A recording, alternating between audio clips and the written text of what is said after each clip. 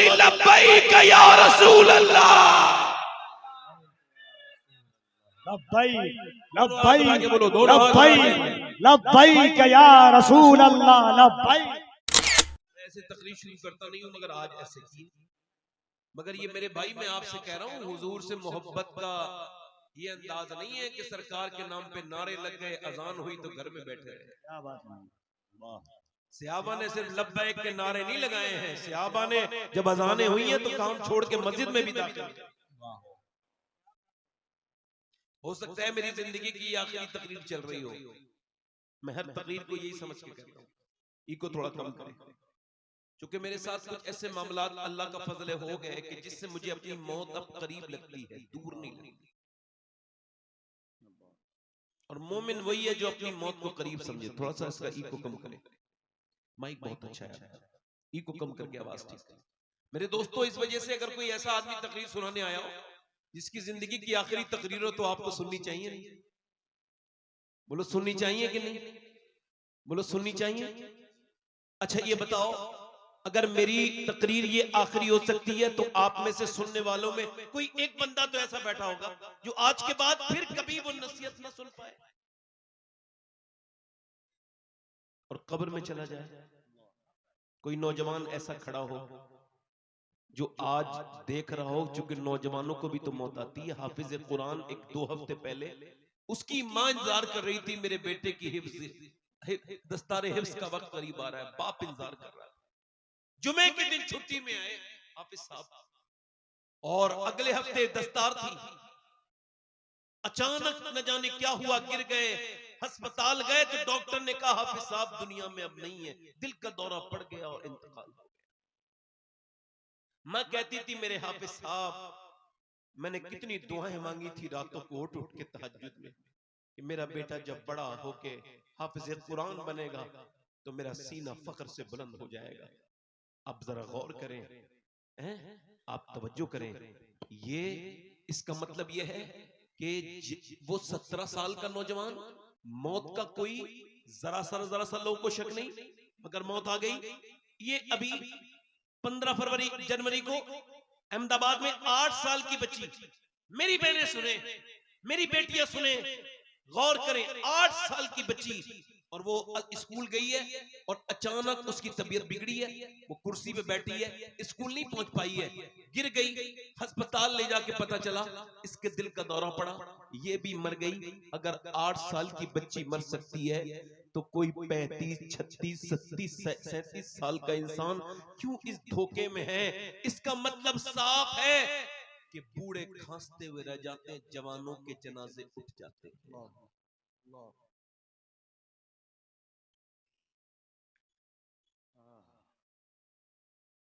मेरे भाई कुछ लोग हंस रहे थे, कहकहा लगा रहे थे।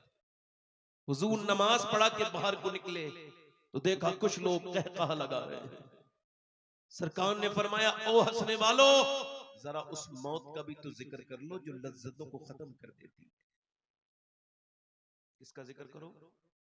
किसका जिक्र करो? बोलो, जो लज्जतों को खत्म कर दे। उस कब्र के बारे में भी तो सोचो जो तन्हा है, तन्हाई है, कीड़ों का घर है, और जो तन्हाइयों का घर है, अंधेरों का घर है। मेरे दोस्तों, मेरे भाइयों, ये जिंदगी मुख्तसर है, हम सब मौत की तरफ चलते चले जा रहे हैं। और मोमिन से दुनिया का रसिया नहीं होता, दुनिया का मुतलाशी नहीं होता।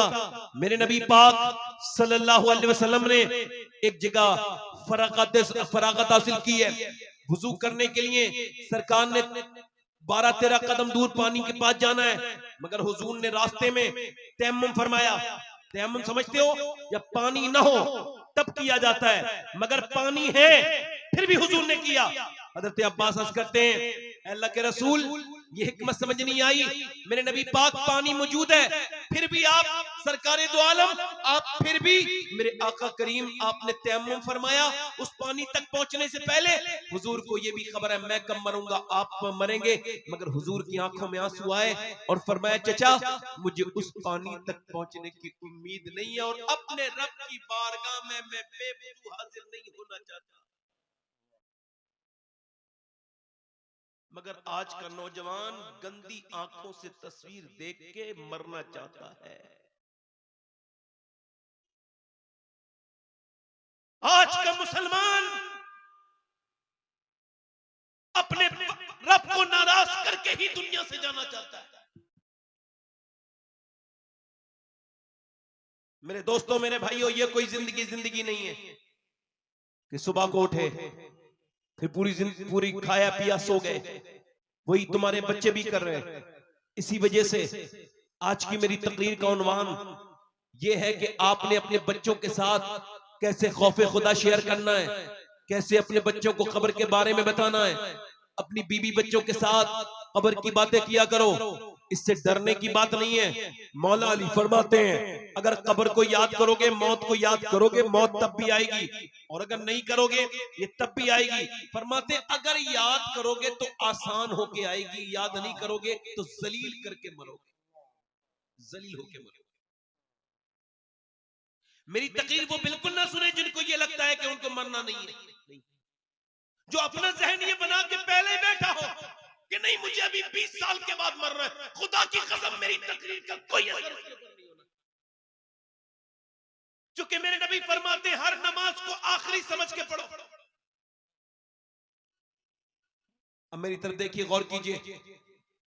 जब बाप बेपरवाह है, जब मां बेपरवाह है, अब देखें तो बच्चे जैसे आपके सामने हैं, ये खड़े होकर पेशाब करने वाले लड़के जितने भी हैं, टीवियां, फिल्में, ड्रामे, गाने, बाजे और ये बेहूदगियां करने वाले, इनकी माओं से पूछो जब ये अपने इनके पेट में थे तो वो फिल्में देखती थी कि नहीं? कहां चले भाई, कहां जा रहे हो? ए भैया जरा ये इनमें से मेरी तरफ मुखातब कर देना एक साहब, ये जो जा रहे हैं। भाई कहां जा रहे हो? हम तो आपके लिए 2000 किलोमीटर का सफर तय करके आए हैं।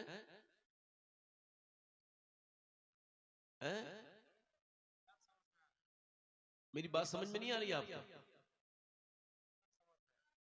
माशाल्लाह, नहीं जाने दीजिए। मैं तो ऐसे पूछ रहा हूं कि हालांकि इंतजामिया से जो मेरी बात हुई थी तारीख देते वक्त, मैंने कहा था 12 बजे तक अगर माइक दे सकते हैं तो तारीख लीजिए, वरना कहीं और दे दूंगा। तो वो तो इन्होंने पूरा नहीं किया, रात ज्यादा कर दी, इसी की वजह से ये।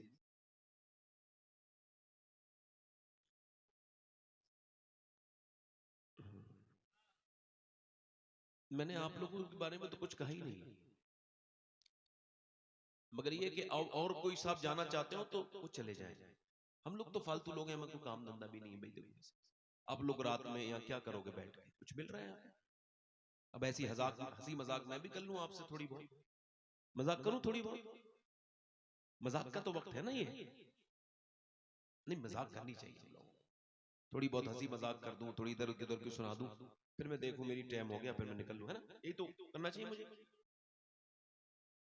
तो इसका मैंने आपसे कहा भाई थोड़ा सा इसका इको और गूंज कम कर दें, गूंज कम करें, आवाज साफ कर दें।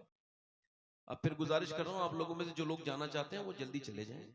बीच में से कोई उठेगा तो मुझे अच्छा नहीं लगेगा, मैं उसे रोक तो नहीं पाऊंगा।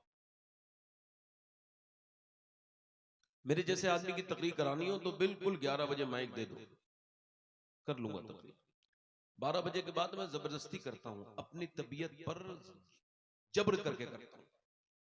मेरा दिल कह रहा होता है मैं उल्टी सीधी बातें करूं, मगर फिर मैं तकरीर करता हूं मिजाज के खिलाफ। और फिर जब लोग सुनते नहीं है, एक दो लोग उठने लगते हैं, तो फिर मेरा जो अंदर से एकाग्रता जो है मेरी, जो मेरा रिदम है वो टूटने लगता है, और फिर मैं तकरीर नहीं कर पाता। अब आप में से कोई जाना चाहता हो चले जाओ।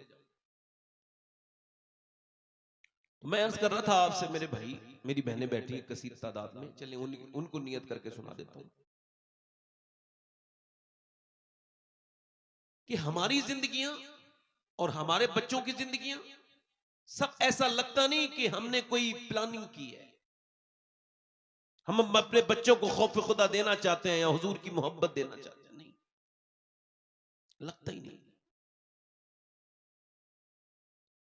कोई 150 साल पहले तकरीबन लाहौर में कुछ अच्छे बच्चों के अच्छे नंबर आए, वो बेहतरीन टॉपर बने, उम्र उनकी 5-6 साल के दरमियान है। 5 बच्चे अच्छे नंबरों से पास हुए। मैनेजमेंट जो है उसने मशवरा किया कि हम इन बच्चों को पढ़ाएंगे, क्योंकि कौम की अमानत है। ये बच्चे अच्छे ज़हीन हैं और अमीरों के बच्चों के नंबर तो नहीं आते, गरीबों के बच्चे ही मेहनत करते हैं। कहा जो बच्चे बताओ बेटा क्या बनना चाहते हो, अपनी अपनी विशेष बताओ, अपनी अपनी ड्रीम्स, अपने अपने ख्वाब बयान करो, जो भी तुम बनना चाहते हो हम तुमको पढ़ाएंगे। मैनेजमेंट तुम्हारा पूरा खर्चा उठाएगा। बताओ तुम अगर अफोर्ड नहीं करते हम पढ़ाएंगे, बताओ क्या बनना चाहते हो। तो एक बच्चा खड़ा हुआ, कहने लगा मैं डॉक्टर बनना चाहता हूं। एक खड़ा हुआ मैं इंजीनियर बनना चाहता हूं। एक बच्चा खड़ा हुआ कहा मैं सरकारी फौज में जाना चाहता हूं, जनरल बनना चाहता हूं। एक ने कहा फलसफी। मगर एक बच्चा बड़ा ही ज़हीन, बड़ा ही खूबसूरत, वो सबसे ज्यादा ज़हीन वही था, मगर वो नहीं बोला। उससे बोला बोलो ना बेटे, रोने लगा। कहा बेटे रो मत, तुम अपना दिल थोड़ा ना करो, जो भी तुम बनना चाहते हो हम तुमको बनाएंगे, तुम अपना दिल थोड़ा ना करो। मुझे खबर है कि तुम्हारा बाप निहायत ही गरीब है, वह तुम्हें पढ़ा नहीं सकता है, तुम बोलो क्या बनना चाहते हो। बच्चा हिम्मत करके आगे बढ़ा और बोला मैं सहाबी रसूल बनना चाहता हूं। अल्लाह अल्लाह। आहा। मास्टर ने हैरत का इजहार किया, कि सहाबी तो वो होता है जो हुजूर के जमाने में पैदा होके ईमान ला ईमान पे रुखसत हो जाए, मगर तुमने ये कैसे कह दिया। कहने लगे ये मुझे नहीं खबर था, ये बात मुझे खबर नहीं थी, इस बात का मुझे इल्म नहीं था। मगर वो कहता है कि मेरी माँ ने मुझे जब और औरतें अपने बच्चों को लोरियां और पंजाबी गीत और गाने सुनाती हैं, मेरी माँ कभी ऐसा नहीं करती। मेरी माँ मुझे रोज कभी अबू बकर सिद्दीक की बात बताती है, कभी उमर फारूक आजम की बात बताती है, कभी उस्मान गनी की बात बताती है, कभी मौला अली की बात बताती है, कभी वो कहती है कैसे बिलाल के सीने पे पत्थर रखे जाते थे। मेरी माँ कभी कहती है कि कैसे बिलाल को अंगारों पे लिटा दिया जाता था। मास्टर साहब, और मेरी माँ एक बात ये भी कहती है बेटे सियाबी वो होता है जिससे हुजूर बहुत प्यार करे। मास्टर साहब मुझे वैसे ही बना दो जिससे मेरे मुस्तफा जाने रहमत प्यार करने लगे। ये कह के बच्चा रोया तो मास्टर ने उसकी पेशानी चूम के कहा मेरे लाल तेरी माँ ने इतनी बेहतरीन तेरी बुनियाद रखी है कि तू बहुत बड़ा आदमी बनेगा, सियाबी तो नहीं बनेगा मगर आदमी बहुत बड़ा बनेगा। बच्चा जब बड़ा हुआ तो वाकई में बड़ा आदमी बना। उसका नाम डॉक्टर मोहम्मद इकबाल था। उसी ने कहा था कि मोहम्मद से वफा तूने तो हम तेरे हैं, ये जहां चीज है क्या लोह कलम। नारे तकबीर, जरा दोनों हाथों को उठाकर नारे तकबीर, नारे रिसालत, मज़हब इस्लाम, लोह कलम। इस्लाम। ये कैमरे वालों मैंने आपसे कहा था कि जरा थोड़ा सा बोलो, नहीं बोलोगे तो यहां से मैं उठाऊंगा तो नहीं मगर बैठे भी नहीं। जोर से बोलो सुभान अल्लाह। हाथ आवाज आनी चाहिए आपकी। आप बीच में आगे खड़े हो गए, यहां से लाइन हो गई मफलूज, यहां से 2 मिनट के हट के लिए दिखाओ। ये सब ना बोले तो कह देना। आप ऐसे आगे बुत बन के बैठ गए कि पीछे की जो पब्लिक है उससे हमारा कनेक्शन ही टूट गया। समझ आ रही है यार आपको? जरा जोर से बोलो सुभान अल्लाह।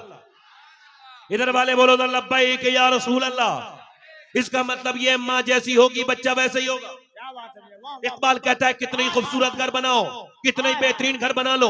इकबाल डॉक्टर मोहम्मद इकबाल कहता है, और तुम बना भी रहे हो, मैं भी बना रहा हूं, आप भी बना रहे हैं बेहतरीन घर, मगर घर बर्बाद हो जाएगा। इकबाल कहता है वो घर बर्बाद होने से नहीं बच सकता, चाहे कितना ही उसके अंदर आलिशान टाइल्स लगी हो, कैसे ही बेहतरीन मार्बल लगा हो, चाहे कितनी बेहतरीन वो कॉलोनी में बना हो, मगर घर वो बर्बाद होकर ही रहेगा जिसमें हुजूर की बेटी सैयदा फातिमा ज़हरा का जिक्र नहीं होगा।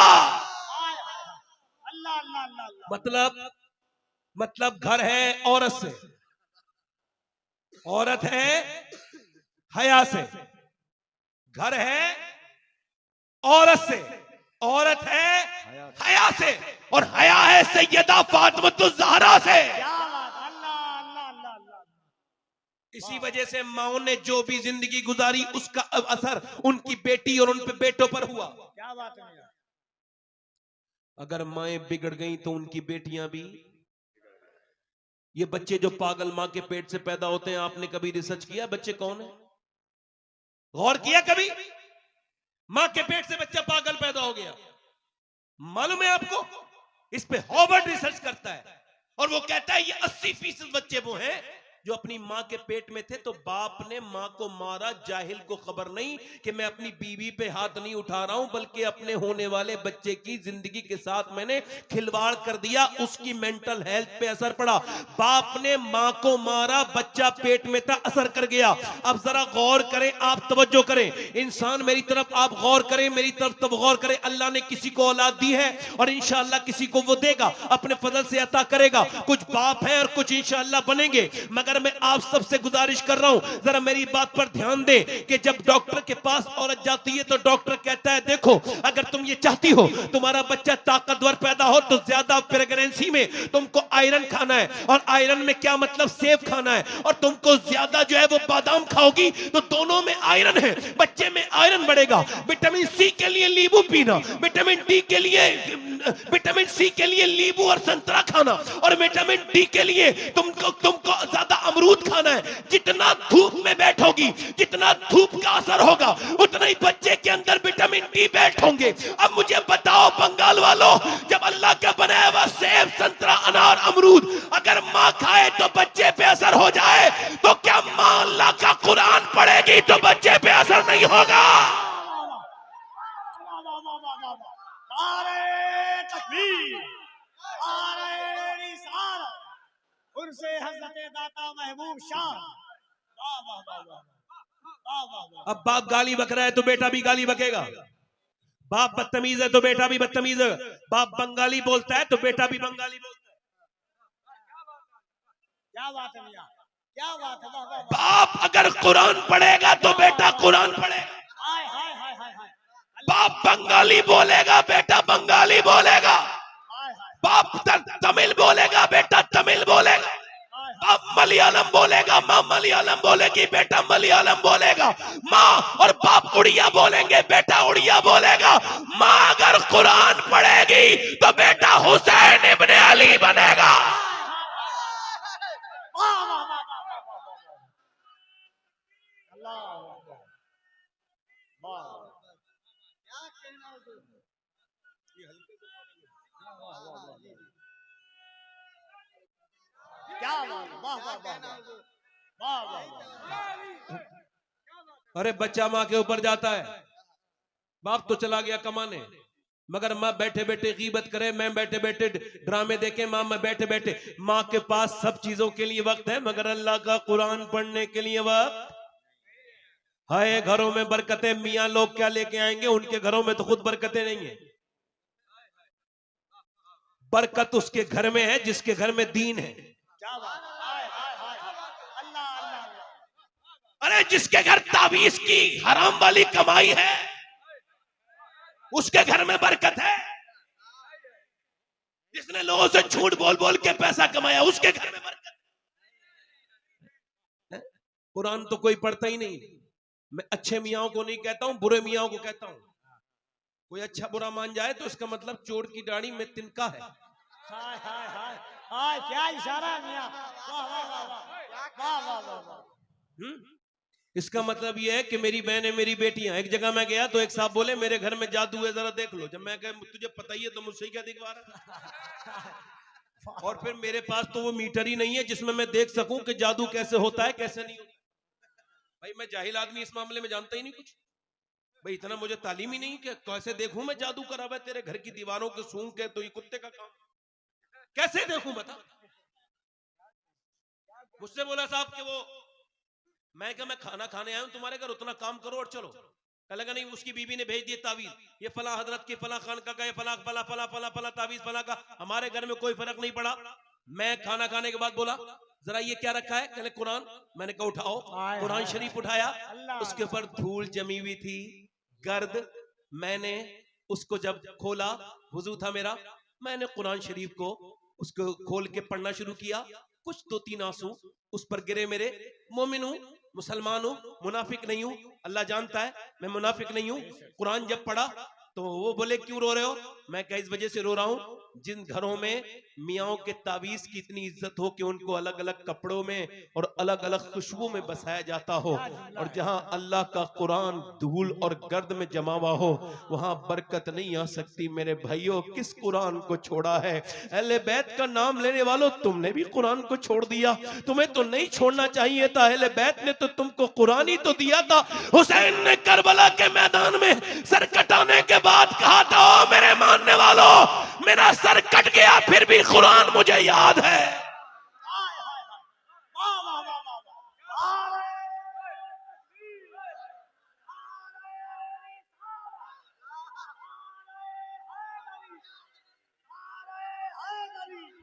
जरा दोनों हाथों को उठाए, जिसे करबला वालों से मोहब्बत है, अली के बेटे के नाम पर दोनों हाथों को उठाए। नारे तकबीर, नारे रिसालत, अज़मते कुरान, रिफाते कुरान, शाने कुरान, आते कुरान, नारे तकबीर। तुम्हारी बेटियों ने ये क्या किया है? एक तरफ हुसैन का सन नेज़े पर है, लाशों पर घोड़े दौड़ रहे हैं करबला के मैदान में, और एक तरफ कुरान की तिलावत की आवाज आ रही है। अंदर जब किसी ने जाकर के देखा, औरत ने, कि अंदर ये कौन है जो कुरान पढ़ रहा है, तो अंदर जाकर देखा कि फातिमा की पोती कुरान पढ़ रही है।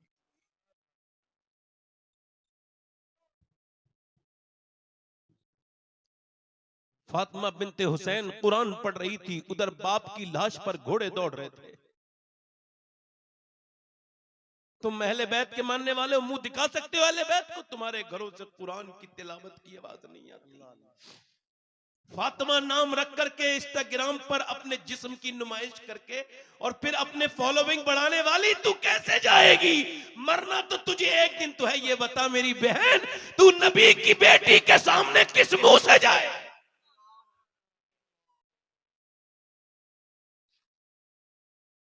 लोग ऐसे हम मुझसे उम्मीद रखते हैं कि मैं अल्लाह का शुक्र है, किसी भी वक्त में, किसी भी सूरत में सैयदना गौसुल आजम के करम से तकरीर कर सकता हूं, मगर मेरा दिल नहीं कहता अब उस तरफ जाने को।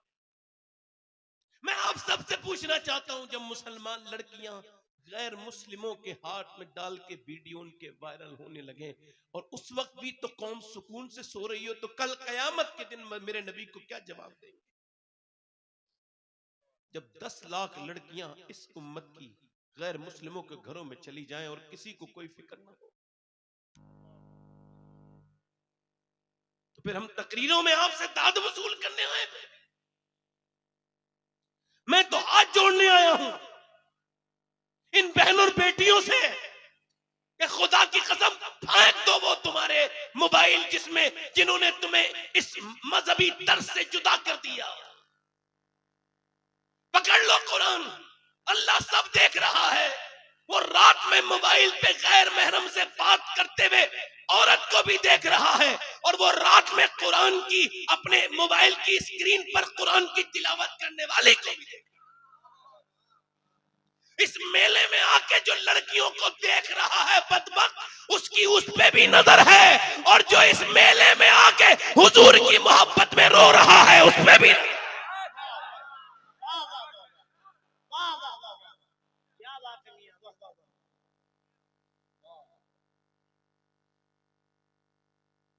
पानीपत करनाल में एक बच्चा पैदा होकर रोने लगा। 1 2 दिन 3 दिन इमाम आजम अबू हनीफा की नस्ल से उसका था। 1 महीने लगातार इलाज के बाद भी वो ठीक नहीं हुआ। 1 महीने के बाद हजरत फखरुद्दीन बहाउद्दीन जकरिया मुल्तानी के दामाद गुजर के जा रहे थे, अपने मुरीदों से बोले बच्चे के रोने की आवाज आ रही है जी हुजूर आ रही है, पर मैं रो नहीं रहा है, अल्लाह को याद कर रहा है, अल्लाह का वली है। कहा हुजूर ये अच्छा छोटा बच्चा? हाँ मादरजाद वली है। कहा कैसे? का चलो दिखाता हूं। दरवाजे पे जाके बोले कोई है?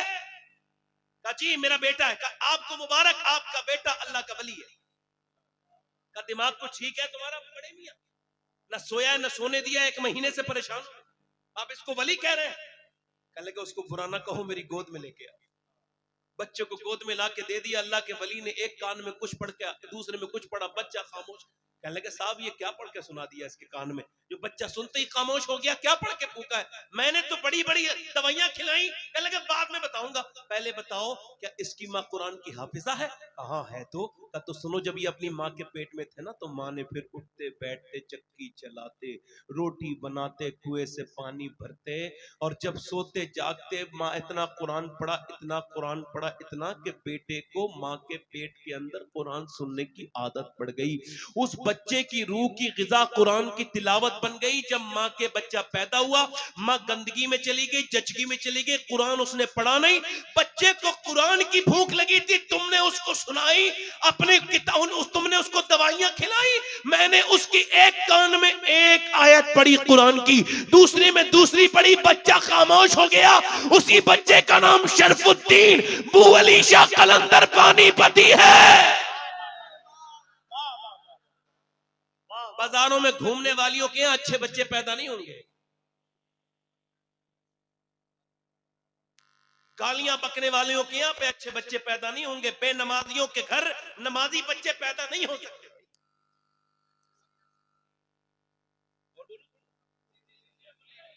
दिल लग रहा है आप लोगों का? नहीं लग रहा? जोर से बोलो सुभान अल्लाह।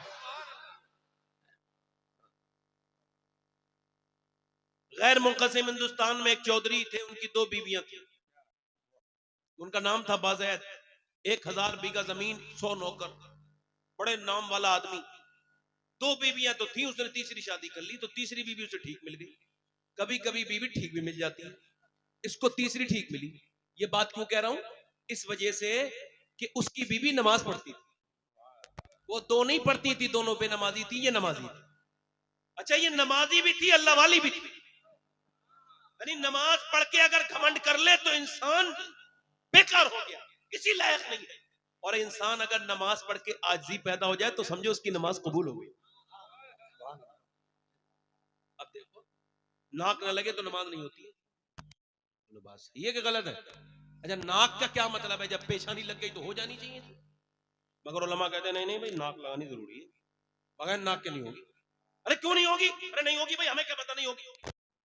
अब बड़े उलमा उनसे पूछो तो वो उसकी सही हिकमत बताएंगे, मगर जो मेरे समझ में आई मैं समझा रहा हूँ।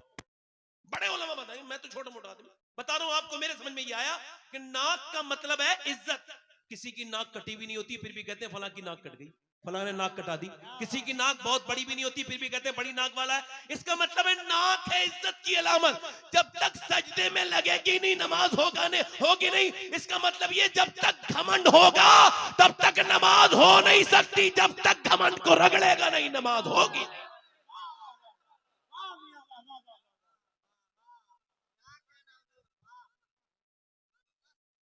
ये जो मोबाइल है ना, मोबाइल, ये इतनी बड़ी बीमारी है कि आदमी बाथरूम तक में लेके जा रहा है इसको। हाँ, और अगर यही हाल रहा तो अगले 10 साल में हर घर में एक पागल होगा, जैसे स्मैक की तरह इसकी आदत पड़ गई होगी मोबाइल की। हाँ, कैम्ब्रिज यूनिवर्सिटी ने ये कहा है कि जो औरतें अपने बच्चों को मोबाइल देती हैं रोते वक्त, वो उनको मोबाइल नहीं दे रही हैं, ड्रग्स दे रही हैं, जहर दे रही हैं। इसका बदला वो आगे चल के देख लेंगे और बच्चे पागल हो भी रहे। इतनी बड़ी बीमारी है कि मैंने देखा स्टेज तक पे लोग छोड़ते नहीं, फेसबुक चला रहे होते हैं, उधर हुजूर का जिक्र हो रहा होता है। ये एक बार मने तो इनको पता चलेगा कितना नेक काम करके आए। समझ आ रही नहीं आई? तवज्जो है कि नहीं? अब उसकी जो औरत है वो है नेक, इधर देखो, वो है नेक। अब उसने सोचा कि मुझे यार यहाँ कोई नमाज नहीं पढ़ता, ना उसकी बीवियां नमाज पढ़े, ना नौकर नमाज पढ़े, ना शोहर नमाज पढ़े। दम घुटने लगा। उसके घर में सब नमाज पढ़ते थे, नमाज का माहौल था, मगर उसने कोई ताने नहीं दिए, तरकीब लगाई, दिमाग लगाया। इसी वजह से नसीहत करना बड़ा आसान है। नसीहत कब और कैसे और किन अल्फाज के साथ करनी है, ये सबसे मुश्किल काम है।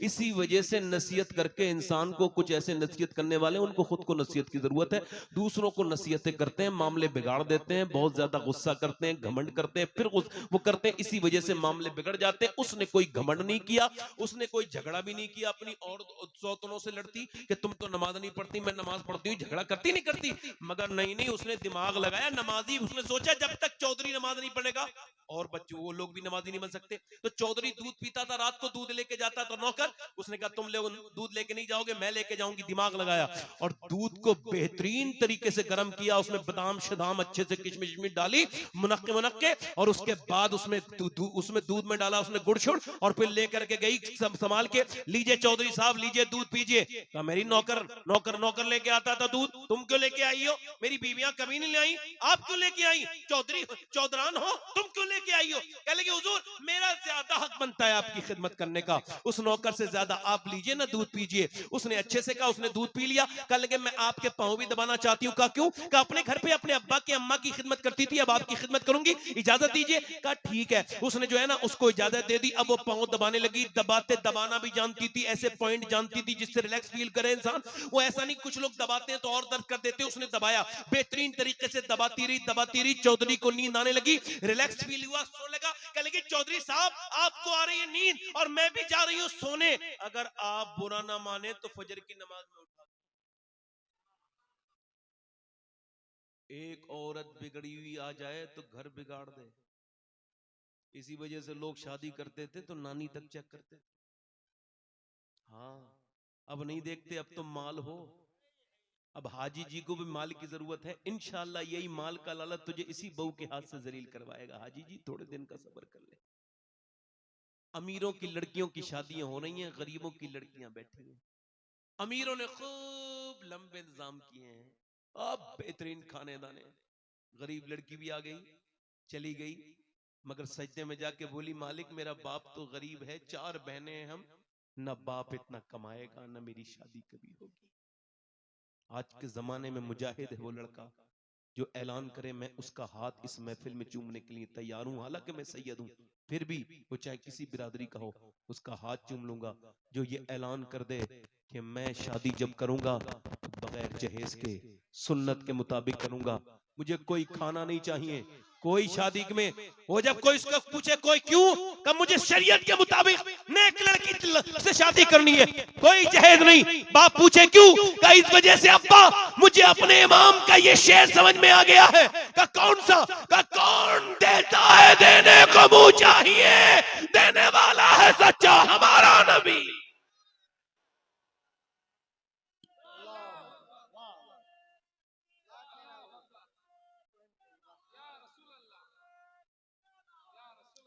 नानी देखते थे पहले लोग, क्या देखते थे? हाँ, अब नहीं देखते। और इस्लाम कहता है नानी देखो, अगर नानी इस्लाम में देखनी है तो मक्के की खदीजतुल कुबरा को देखो, और फिर माँ देखनी है तो मदीने की सैयदा फातिमा ज़हरा को देखो, और फिर नवासी देखनी है तो करबला की ज़ैनब कुबरा को देखो। उसी सैयदा खातून जन्नत की कनीज औरत, उसने कहा नमाज के लिए उठा दूं।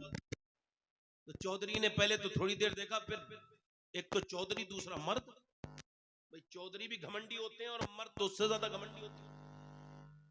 भाई मर्द 100 किलोमीटर सफर करके आएगा, चाइना से आ जाएगा, अमेरिका से, मगर घर आके बीवी से कहेगा पानी दो। ले भाई उठ के खुद पानी क्यों नहीं किया? इधर एयरपोर्ट पे इमिग्रेशन करा लिया, वहां से सामान उठा लिया, यहाँ से उठा लिया, इधर भाग लिया उधर भाग लिया, एक घर में आके इतना मोहताज। लगा जहां चलती है ना दादागिरी चलाने का दिल करता है। इसका मतलब ये हुजूर ने फरमाया तुम में बेहतर वो है जो अपनी बीवी के लिए बेहतर हो। और ये बात ऐसी नहीं कर रहा हूं, मैं तो मदीने से भी आता हूं तो खुद ही पानी पीता हूं। ऐसी बात कहते ही नहीं जिसपे अमल ना करे आदमी। बेवजह में पागल नहीं बनना चाहिए आदमी को। जोर से बोलो सुभान अल्लाह। अब उसने कहा नमाज के लिए उठाऊं, उससे बोला तू मुझे समझेगी, भाग यहां से। जलील कर दिया ना उसे, कर दिया ना, जल्दी बोलो। ये भी कह रहे हैं, ये भी कह रहे हैं, आप ये बताओ जो बदतमीजी करे वो जलील है, जो बदतमीजी सहले वो जलील है? नहीं, जो कह रहे थे अभी वही कहो। जो गाली बके वो जलील, या जो गाली सुन के जवाब ना दे वो जलील है? अच्छा, जो गाली देने वाला जलील है, गाली सुनने वाला? सुनने वाला माशाअल्लाह। मैं सब ऑर्डर पे आए हो आप, ऐसे दरियाफ्त नहीं होते आप जैसे लोग। बिल्कुल सही कह रहे हैं। इस हिंदुस्तान में, इस बर्रे सगीर में यही जिहालत है। कि बदतमीजी जो करे वो जो है ना वो उस इज्जत वाला है। नहीं नहीं, खुदा की कसम, इज्जत वाला वो है जो सब्र करे, जो अल्लाह के कुरान पे अमल करे। क्योंकि अल्लाह ने इज्जत उसे नहीं दी जो गाली बकता है। उस अबू जहल को अल्लाह ने इज्जत नहीं दी, अल्लाह ने उस अबू बकर सिद्दीक को इज्जतें दी है जो गाली सुन के जवाब नहीं देता है।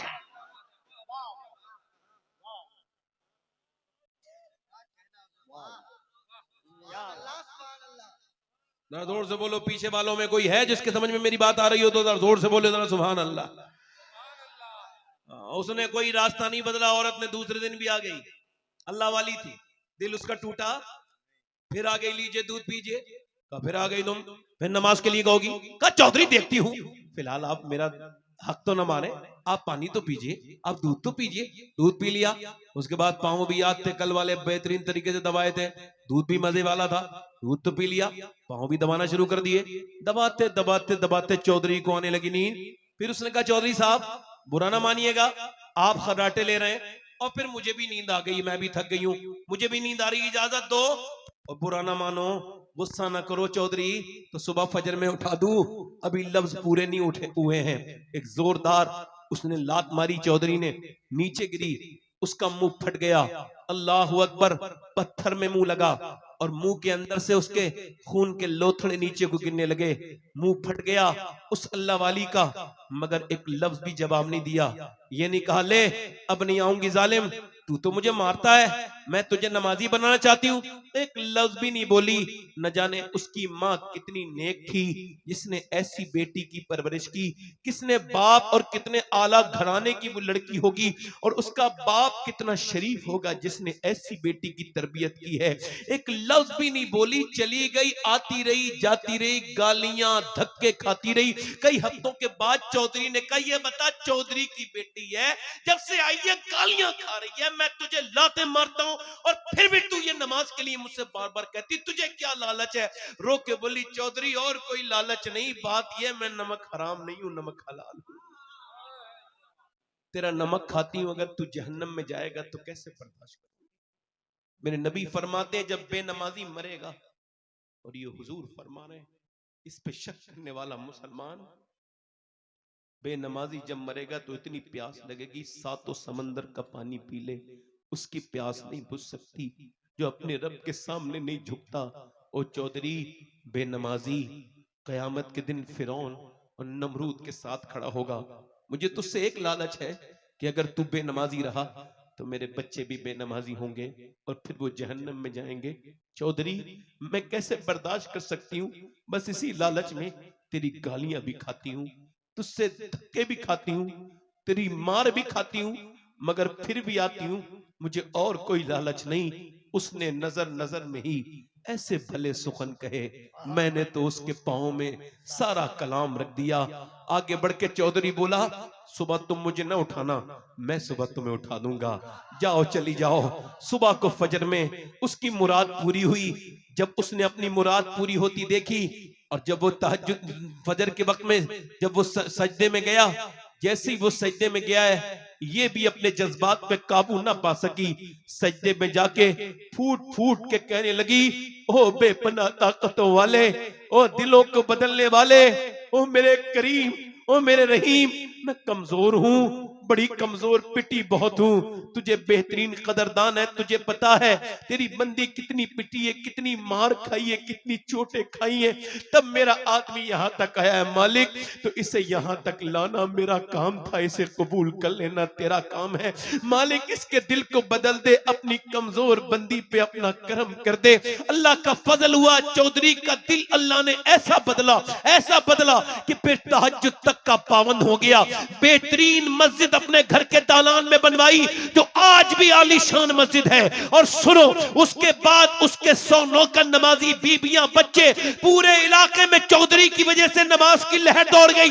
एक औरत ने पूरे इलाके को बदल के रख दिया। जब दोनों के दरमियान बच्चा पैदा हुआ तो कोई आम बच्चा नहीं था, बल्कि सुल्तान मोहम्मद बाहू था, जिसने कहा था तस्बीह फिरी पर दिल नहीं फिरिया, कि लेना तस्बीह फड़ के हूँ, इल्म पढ़ा पर अदम न सिखिया, कि लेना इल्म नु फड़ के हूँ। जब माँ बाप नमाज पढ़े तो बेटा कुतुबुल अख्ताब बनता है, सुल्तान बाहू बनता है। जब माँ बाप पंजाब में नमाज पढ़े तो बेटा सुल्तान बाहू बनता है। जब माँ बाप ईरान में नमाज पढ़े तो बेटा मखदूम अशरफ जहांगीर समनानी बनता है। जब माँ बाप नमाज पढ़े, जब माँ बाप बंगाल वाले की नमाज पढ़े तो बेटा अलाउल हक पंडवी बनता है। जब माँ बाप नमाज पढ़े मोइनुद्दीन चिश्ती के तो बेटा मोइनुद्दीन बच्चा सुल्तानुल हिंद ख्वाजा गरीब नवाज बनता है। जब माँ बाप नमाज पढ़े अताए रसूल के, और जब माँ बाप नमाज पढ़े निजामुद्दीन को तो बेटा महबूब इलाही बनता है। जब माँ बाप नमाज पढ़े अब्दुल कादिर जीलानी के तो बेटा गौसे आजम बनता है। जब माँ बाप नमाज पढ़े मदीने में तो हुसैन करबला के मैदान में सर रखते हैं और कहते हैं मेरी माँ फातिमा आप जब सर सजदे में झुकाती थी तो फजर में उठा भी लेती थी, मगर हुसैन जब करबला में झुकाएगा तो कयामत ही में उठाएगा। वाह वाह वाह वाह वाह।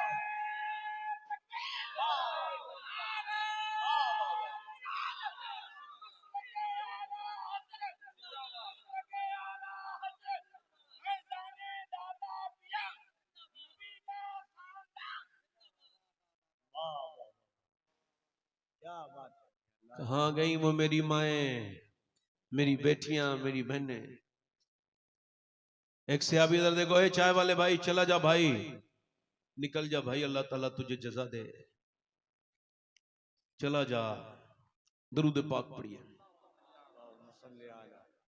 10-5 मिनट और बोलूं, दिल लगा के बोलो जरा, लब्बैक या रसूल अल्लाह। जिनके दिल लग रहे हो, जिनके दिल लग रहे हो, जो आप दिल से बैठे हो यहां, जोर से बोलो लब्बैक या रसूल अल्लाह।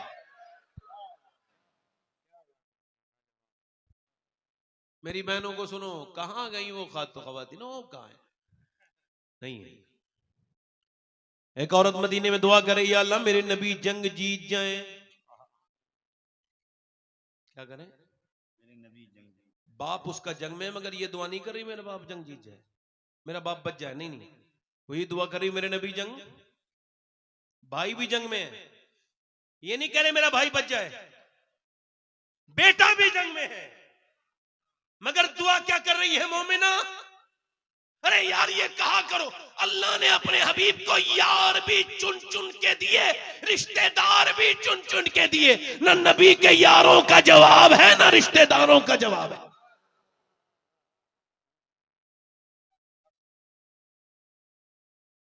किसी ने आकर के कहा हुजूर तो जंग जीत गए मगर तेरा बाप शहीद हो गया। जब बाप जिसका मर गया हो उसको ही पता होता है बाप क्या है, जिसका जिंदा हो उसको नहीं पता होता। वल्लाह कह रहा हूं, उसको एहसास नहीं हो सकता। हाँ, जिसका बाप ना हो उसको एहसास होता है। 25 साल हो गए, 25 साल मेरे वालिद को इस दुनिया से गए हुए। एक दिन ऐसा गुजरा नहीं जब मुझे अपने बाप याद ना आया।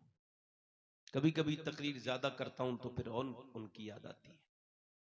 कोई ऐसी हिंदुस्तान का सूबा नहीं बचा जहां मैंने तकरीर न की हो, जहां उर्दू लोग जानते हैं। और इसके अलावा भी क्या हूं, मगर फिर भी एक बात कह रहा हूं, कभी कभी सोचता हूं कि सब सुनते हैं तकरीर, मेरे वालिद काश एक तकरीर सुन लेते। एक पेड़ पे जब फल उतरे तो वो पेड़ रोने लगा। तो किसी ने पूछा क्यों रोता है? कहने लगा मेरा माली नहीं है, आज सब मेरे फल खा रहे हैं, काश मेरा माली भी होता, वो भी तो देख लेता। कुछ लोग ऐसे हैं जो अपने बाप को रुलाते हैं, मरने के बाद फिर रोते हैं। कुछ लोग ऐसे हैं जो घर बनाते हैं फिर रोते हैं। कुछ लोग घर से निकाल देते हैं माँ बाप को, और कुछ लोग घर बना के कहते हैं काश मेरे माँ बाप होते।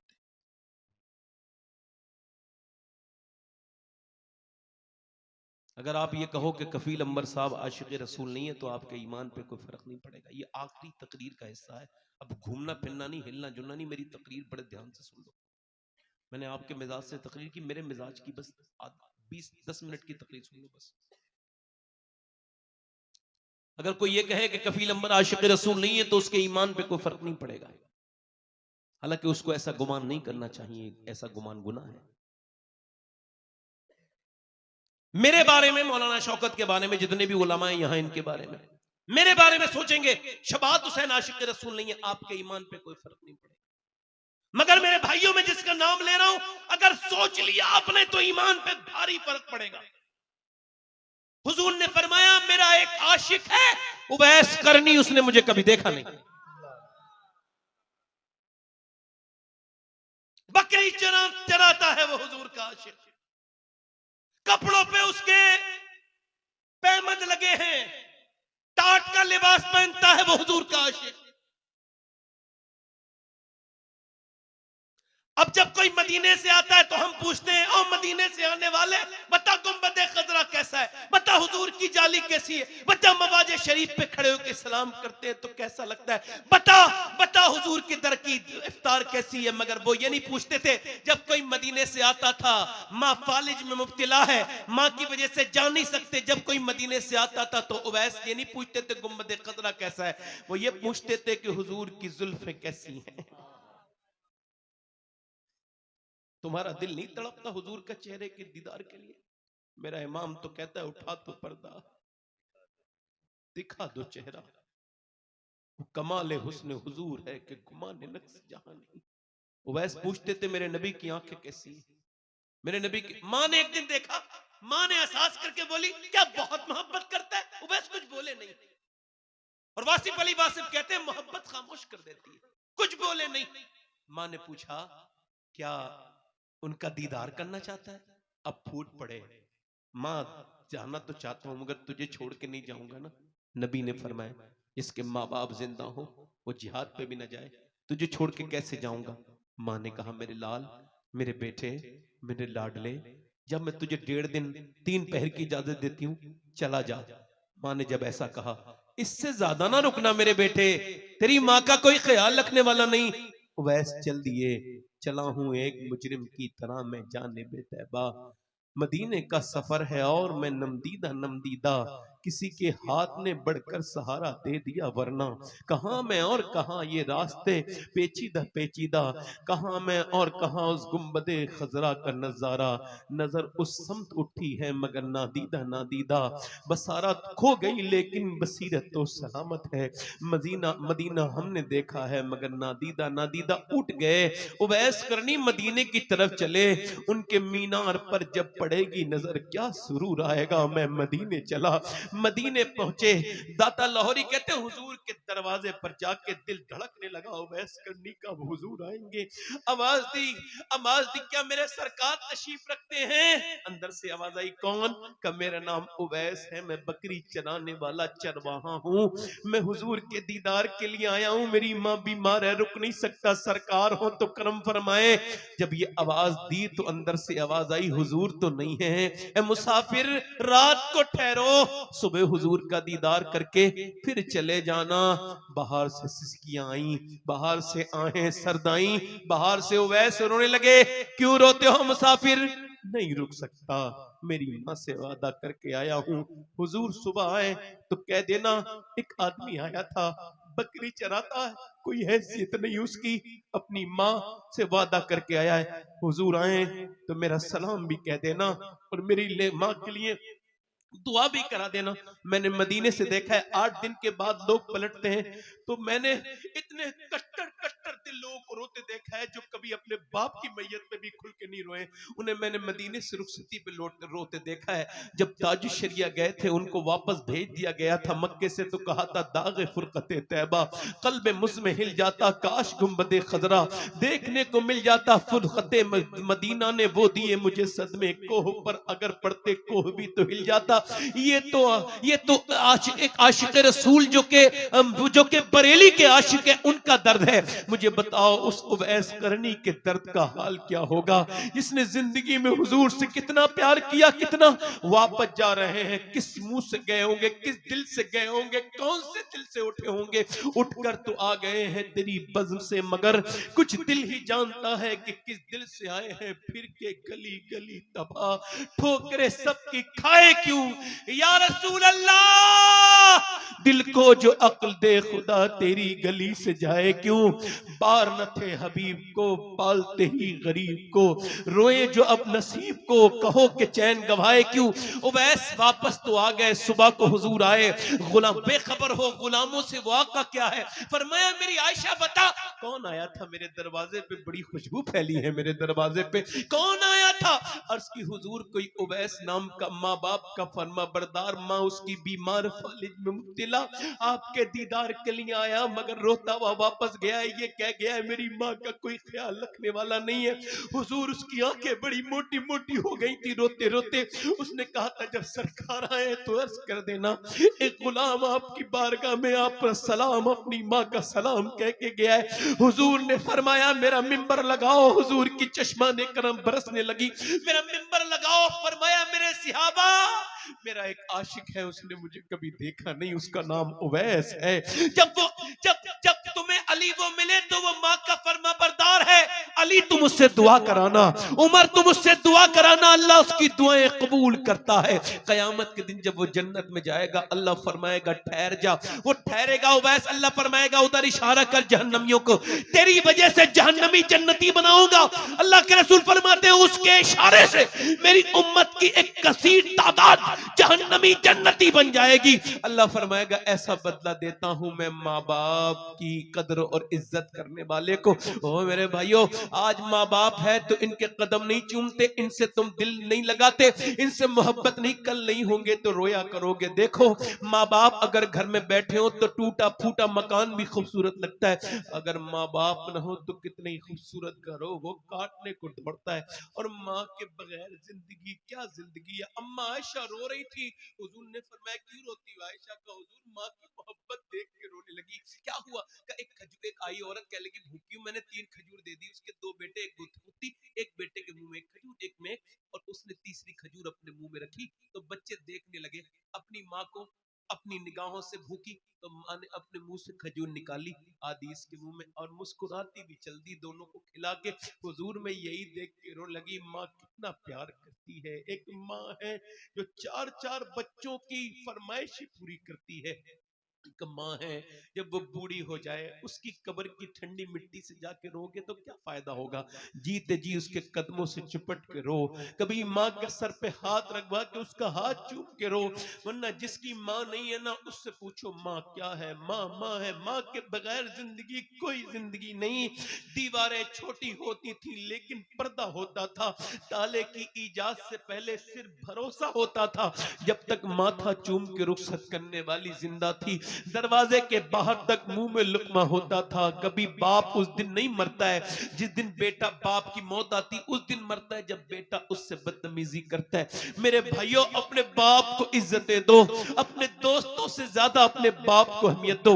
माँ बाप की दुआएं कितनी कबूल होती है मुझे कोई खबर नहीं, कौन से पीर साहब की दुआ कितनी कबूल होती है कोई गारंटी नहीं, मगर मेरे नबी फरमाते हैं, मेरे नबी जब माँ बाप दुआएं करते हैं तो ऐसे लगती हैं जैसे नबियों की दुआएं उम्मती के हक में लगती हैं। कभी तुम सफर पे जाना और मेरी बात याद रखना, फिर माँ से दुआएं ले लेना, इंशाअल्लाह ना कामयाब नहीं लौटोगे, कामयाब। वो औरत दुआ कर रही है अल्लाह मेरे नबी जंग क्या कर रही है, दुआ आखिरी बात सुन लो क्या कर रही, जंग जीत। किसी ने कहा हुजूर जंग जीत गए, तेरा बाप शहीद हो गया। ध्यान से सुनना नौजवान, तेरा बाप, तेरा भाई और तेरा बेटा था, तीनों शहीद हो गए। 3 मौतों का गम है, दिल फट गया, औरत है निकली पर्दे में है। किसी ने कहा देखो चल के बाप की जनाजे पे जाएगी, बेटे को देखेगी, नहीं नहीं माँ है माँ, जवान बेटे का जनाजा पड़ा है, पहले बेटे को देखेगी। मगर न बाप के पास गई, न बेटे न भाई, वो तो उधर गई जिधर हुजूर थे, पीछे खड़ी हो गई ऊँटनी के। हुजूर को देखा, सरकार ने उसे देख के दुआ की अल्लाह तुझे सब्र दे, तेरा बाप, तेरा भाई, तेरा बेटा शहीद हो गया। हुजूर की तरफ देख के अर्ज करती या रसूल अल्लाह मैं आपको देखने आई थी, आप सलामत हैं तो मेरा सब कुछ सलामत है या रसूल। फिर पर्दे में जाके बाप के जनाजे को भी देखा, भाई के भी देखा, बेटे, पर्दा सलामत है। किसी ने कहा बाप भाई सब शहीद हो गए, पर्दा भी ये ख्याल है, कह लगी इस्लाम के लिए शहीद हुए हैं, मेरा अभी पर्दा तो जिंदा है, मेरे बाप ने तो इसी इस्लाम के लिए शहादत दी है, मैं उस पर अमल नहीं करूंगी बेटे की शहादत पे। अब ये तो कमी हमें मिलता ही नहीं, अब तो औरतें इस तरह की मिली नहीं, अब तो बाजारों में बेपर्दा टाइट लिबास, मगर मैंने फिर भी वसीयत कर दी है। एक मैंने बात सुनी तो मैंने वसीयत की, अगर फलस्तीन की लड़कियों में से कोई जूता ला दे, मैं सैयद हूं मगर फिर भी मेरे मरने के बाद मेरी वसीयत है, अगर फलस्तीन की लड़की का एक जूता मिल जाए, उसमें जिन्होंने ये बयान दिया उनमें से एक लड़की का, तो मेरी कफन पिनाने कब्र में रखने के बाद मेरे सीने पे रख दिया जाए, ताकि अल्लाह मेरी बख्शिश कर दे उस जूते के वसीले से। अल्लाह मुझे माफ कर दे मेरी खताएं। कौन लड़की मालूम है जिन्होंने ये बयान दिया? हम रात को सोते हैं तो पहले कुरान पढ़ते हैं, फिर बुर्का ओढ़ के सो जाते हैं। किसी ने पूछा बुर्का ओढ़ के तो कोई नहीं सोता ना? कहा हम इस वजह से सोते हैं, जब बम गिरता है तो फिर मलबे में से सुबह को लाशें निकलती हैं, ये सोच के बुर्का ओढ़ के सो जाते हैं जब सुबह को हमारी लाशें निकलें तो पर्दे में होनी चाहिए, बेपर्दा नहीं, कि ताकि कयामत के दिन हुजूर की बेटी सैयदा तैयबा ताहिरा फातिमा ज़हरा से मुलाकात हो तो अर्ज करते हैं, नबी ज़ादी हमारे बच्चे भूख से मर गए, पूरे पूरे महल, पूरे पूरे मोहल्ले, पूरे पूरे शहर हमारे खत्म हो गए, मगर हमने न कुरान छोड़ा न पर्दा छोड़ा। मेरी बहनों, मेरी बेटियों, तुम काश मैं अपनी बहनों से बात करता, उनको बताता, उनके कदमों में बैठ के उनसे ये कहता कि तुम उस अंग्रेज औरत के साथ जहन्नम में नहीं जाओगी जिसने तुम्हें फिटिंग का लिबास पहनाना शुरू कर दिया, जिसकी नकल करके तुमको तो खातून जन्नत के साथ जन्नत में जाना है। हुजूर की बेटी हुजूर के 6 महीने के बाद दुनिया से विसाल कर गई है, सैयदा फातिमा। उम्र कितनी है? 26-27 साल, बस यही इतनी उम्र है, इससे ज्यादा नहीं, इतनी तकरीबन। हुजूर की बेटी 6 महीने तक मुस्कुराई नहीं हुजूर के विसाल के बाद। कितने महीने तक? और हुजूर की तुरबत पे, कब्र पे जाती थी, मिट्टी उठाती थी और सूंघती थी, हजरत अली को देती थी, लो अली जरा आप भी इस तुरबत की मिट्टी को सूंघो, मेरे अब्बा की मिट्टी में वो खुशबू है तुरबत में, जो इसे सूंघेगा कभी मुश्क की खुशबू भी अच्छी नहीं लगेगी। मगर आज 6 महीने के बाद आज मुस्कुरा रही है। हजरत अली ने कहा क्या हुआ, तबीयत कुछ ठीक है? कहा नहीं नहीं, आज मेरा इंतकाल हो जाएगा। कहा कैसे पता? कहा आज मैंने अपने अब्बा को ख्वाब में देखा। मैंने पूछा अब्बा क्या तलाश कर रहे हैं? ख्वाब में कुछ ढूंढ रहे थे मेरे वालिद। मैंने कहा क्या तलाश कर रहे हैं? तो फरमाया फातिमा मैं तुझे ढूंढ रहा हूं मेरी बेटी, तुझे ढूंढ रहा हूं। इसका मतलब यह है कि आज मैं दुनिया से चली जाऊंगी। आपसे गुजारिश है जी, मैं एक इंसान हूं, कोई कमी रह गई हो, कभी कोई तकलीफ पहुंची हो इस जिंदगी के सफर में, तो ए अली आप फातिमा को माफ कर दें। हजरत अली ने सर ऊपर उठाया और कहा फातिमा कैसी बात करती हो, मेरे घर में 17 दिन के फाके सहे आपने, मगर कभी आपने किसी से शिकायत नहीं की, आप मुझे माफ करके चली जाए। चक्की चलाती हैं, झाड़ू लगाती हैं, रोटी बनाती हैं, शिकवा नहीं करती। आज लड़कियां जब गुरूर तकब्बुर करती हैं तो कहती हैं बड़े बाप की बेटी हूं, मैं किसी का काम नहीं करूंगी। मैं कहता हूं दुनिया में जितने बड़े बाप की बेटी फातिमा है, कायनात में ना तो कोई पैदा हुई है ना होगी। एक दिन हुजूर ने गए अपनी बेटी से मिलने, फातिमा के अंदर आ जाऊं? नहीं अब्बा अकेले हैं तो आ जाए। इमरान आए मेरे साथ, उनको न लाएं अब्बा। क्यों न लाऊं? न लाएं अब्बा। मेरी बेटी क्यों न लाऊं? आवाज आई अब्बा आपकी बेटी के पास इतने कपड़े नहीं है वो किसी दूसरे मर्द से पर्दा कर सके। एक जोड़ी कपड़े में पैमत लग गए। हुजूर अंदर गए, चादर बिछा, चादर दी। मेरी बेटी क्या हो गया है? चेहरा पीला। अल्लाह का शुक्र है अब्बा, वो मेरी बेटी आंखों में गड़े पड़े हैं। क्या हुआ है मेरी बेटी? जब हुजूर ने कई बार पूछा, इसकी तस्की से रोते हुए हंस पड़े। उस तबस्सुम की आदत पे लाखों सलाम। तुम भी तो बेटी वाले हो, तुम्हारी भी तो बेटियां हैं। पूछा बताना मेरी बेटी, मेरी फातिमा क्या हुआ है? अर्ज किया अब्बा और कोई बात नहीं, बस मेरे पेट से पत्थर बंधा है, 5 दिन से मैंने कुछ खाया नहीं, मेरे बच्चे भूखे। हुजूर ने फरमाया फातिमा ये दुनिया मोमिनीन के लिए कैद खाना, काफिर के लिए जन्नत है। अगर 5 दिन से तुमने कुछ नहीं खाया तो तेरे बाप ने आज 9 दिन से कुछ नहीं खाया, और मेरे पेट से 2 पत्थर बंधे हुए हैं। अम्मी आयशा फरमाती हुजूर ऐसे करके हाथ उठाते थे, जब दुआ करते थे पेट पे पत्थर बांधने के बाद ऐसे दुआ करते थे और क्या कहते अर्ज करते थे, मालिक मेरी उम्मत कभी भूखी न मरे, यानी तुम जितने बैठे हो सबके लिए, मेरे लिए।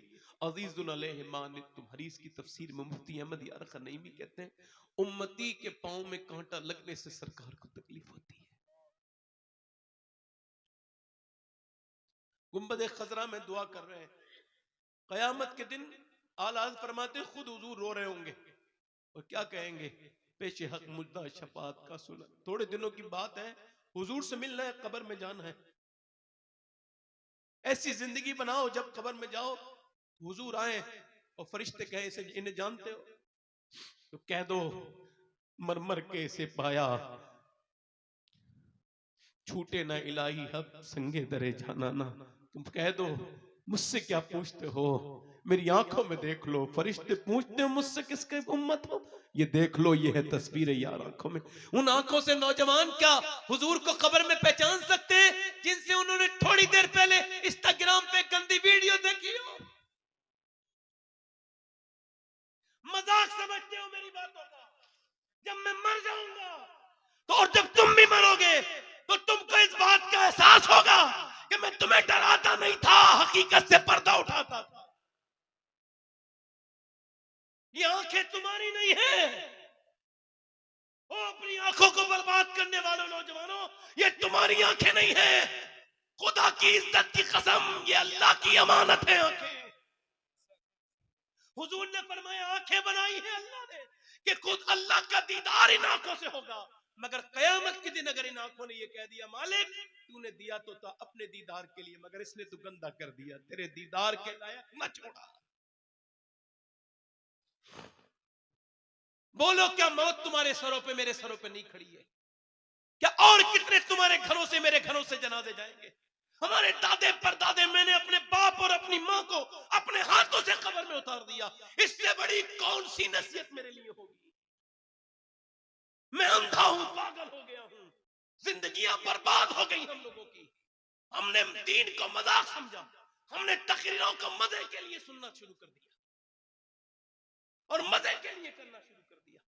एक औरत मूसा अलैहिस्सलाम के जमाने में आई है, आखिरी बात कह लगी मुझे कुछ दे दे एक आदमी से, मेरे बच्चे भूखे।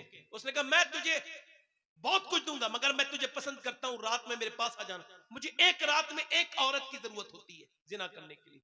उसने कहा मैं अपना जिस्म नहीं बेचूंगी। वापस गई, बच्चे रो रहे थे, बच्चे जब है बच्चे कुछ लेके आई माँ, कुछ लेके आई, बच्चे बेहोश हो गए, गिर गए।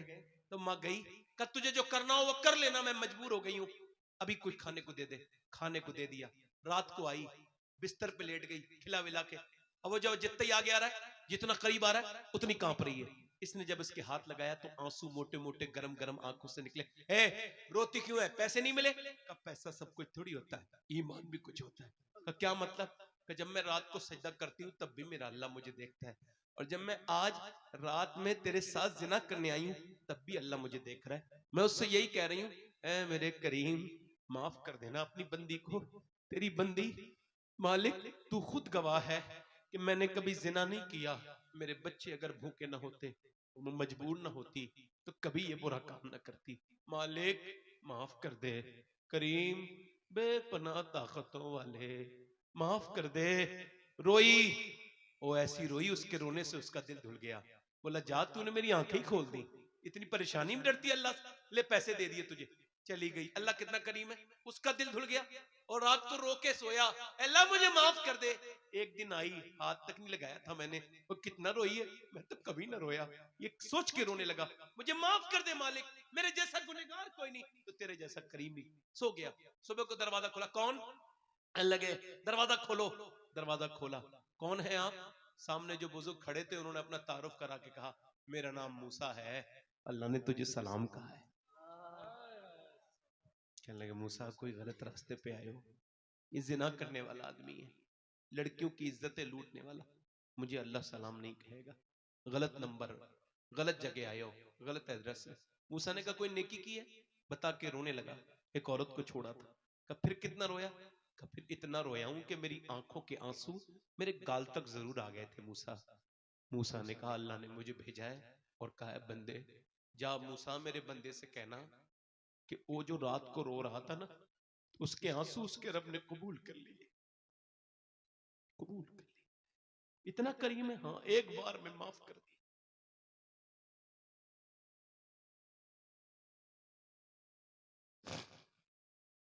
एक बार में इतने बड़े गुनाह? हाँ, अल्लाह फरमाता है कितने ही बड़े गुनहगार है तू, मगर मरने से पहले इतना रो ले कि तेरी आंख का आंसू ढलक के तेरी दाढ़ी तक आ जाए, सारे गुनाह माफ कर दूंगा।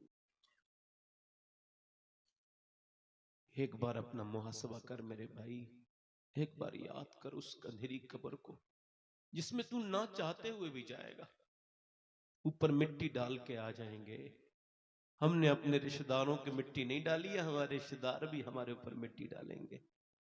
बस ये तकरीर क्या करूं मैं। हाथ उठा के बताओ कितने लोग ऐसे हैं जो हुजूर के नाम पे जान दे दोगे? दोनों हाथ उठा के बताओ पूरे मजमे में, नीचे हाथ कर लो। उलमा से मेरी गुजारिश नहीं है, वो तो उनका, तो मैं आवाम से कह रहा हूं, हाथ उठा के एक बार और बताओ हुजूर के नाम पे जान देना। जान देने की बात नहीं है, यहाँ इम्तिहान का मामला। नीचे हाथ कर ले। जो जान दे सकता है कुछ भी कर सकता है ना हुजूर के नाम पे। तो कितने लोग ऐसे हैं जो आज से नबी के नाम पे जान भी दे देंगे और आज से पूरी दाढ़ी भी रखा लेंगे। इस महफिल में जरा खड़े हो जाएं, खड़े हो जाएं, यहां आ जाएं, यहां बाहर निकल के आ जाएं। वो नौजवान जो दाढ़ी रखाएं यहां आ जाएं। 100 शहीदों का सवाब है। इधर आके यहीं इसी गैलरी में खड़े रहें। आ जाए, बाहर आ जाए। जो पूरी सुन्नत रखाएं, एक मुट्ठी हाथ से न कटाएं न मुड़ाएं, 100 शहीदों का सवाब है। इधर आ जाए, आपको आ जाओ, आ जाओ, आ जाओ यार। अच्छा ठीक, सिग्नेचर कर दीजिए। अभी अभी आपकी दाढ़ी है, जिनके दाढ़ी नहीं हो वो आए, जिनके कटी भी हो। कोई मदरसे का, हाँ देता हूं। अच्छा ठीक, आप बैठ जाओ, आप आगे आ जाओ। नौजवान आ जाओ, आ जाओ, आप खड़े रहो भाई, खड़े रहो। जिनके दाढ़ी कटी हुई हो या मुंडी हुई हो वो आगे आ जाए। जिनके दाढ़ी पूरी एक मुट्ठी हो वो ना आए। आप आ जाओ नौजवान। अच्छी लड़की से शादी करनी है तो दाढ़ी रखाओ शादी से पहले। बिगड़ी हुई लड़कियों से बच जाओगे। तो कोई भी बिगड़ी हुई लड़की दाढ़ी वाला पसंद नहीं करती। दाढ़ी वाला वही पसंद करती है जिसे मदीने वाला पसंद हो। आ जाए, आगे आ जाए, आ जाए, आप आगे आ जाए बेटे, इधर जगह है, अभी आ जाए। इधर कोई है आशिक रसूल जो खड़ा हो जाए? खड़ा हो जाए दाढ़ी रखाने के लिए, हाथ ऊपर कर ले। दाढ़ी रखाने वाले खड़े होके हाथ ऊपर करें। जो आज से सुन्नत रसूल के लिए जिए, वादा करें इंशाअल्लाह आज से पूरी दाढ़ी रखाएंगे। ऊपर हाथ कर ले दाढ़ी रखाने वाले मेरे साथ। कोई इंशाअल्लाह वादा करते हैं आज से न दाढ़ी कटेगी न मुड़ेगी, इंशाअल्लाह पूरी सुन्नत रखाएंगे इंशाअल्लाह। बैठ जाए अपनी अपनी जगह। हुजूर की आंखों की ठंडक है नमाज, मोमिन की मेराज है नमाज। इंशाअल्लाह जो नमाजी बनना चाहता है वो दोनों हाथ उठा के वादा करें, इंशाअल्लाह दुआ की जाएगी, नमाजी बनेगा इंशाअल्लाह। दोनों हाथ उठा के बोलो इंशाअल्लाह नमाज पढ़ेंगे। अल्लाह इन्हें नमाजी बना दे मेरे मान। नमाज पढ़ेंगे इंशाअल्लाह। इस साहिब आस्ताना का फैज से अल्लाह हम सबको नमाजी बनाए। नमाज की पाबंदी करेंगे इंशाअल्लाह।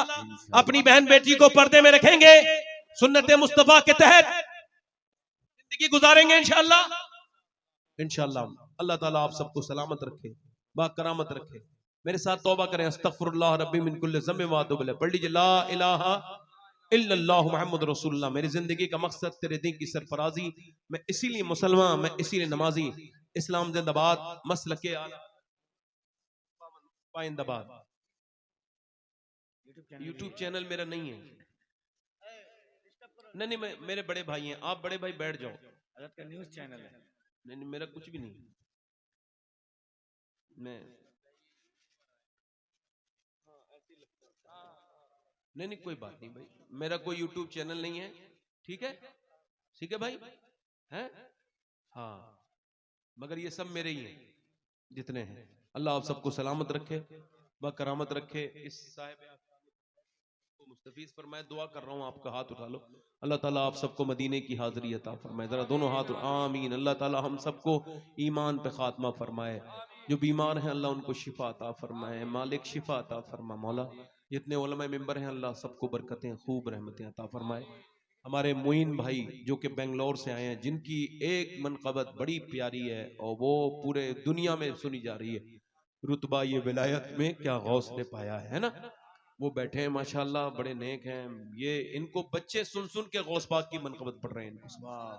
अल्लाह ताला इनको बरकत अता फरमाए। सारे उलमा को, मुझसे कोई गलती हो गई हो तो मुझे माफ करें आप, कोई मेरी बात बुरी लगी हो तो माफ करें। पढ़े अस्तगफिरुल्लाह रब्बी मिन कुल्ली ज़म्बिन व अतूबु इलैह। पढ़ लीजिए ला इलाहा इल्लल्लाह मुहम्मद रसूलुल्लाह। मेरी जिंदगी का मकसद तेरे दी की सरफराजी में, इसीलिए मुसलमान में इस नमाजी इस्लाम जिंदाबाद, मसलक आला हज़रत पाइंदाबाद। सैयद सैफुल हसन साहब किबला बुखारी भी तशरीफ ला रहे हैं। अच्छा ठीक है, सैयद साहब भी आए हैं, मैंने मुझे सुना है। अल्लाह सलाम सलामत रखे। आप बड़े मोहब्बत, शुक्रिया। अस्सलाम।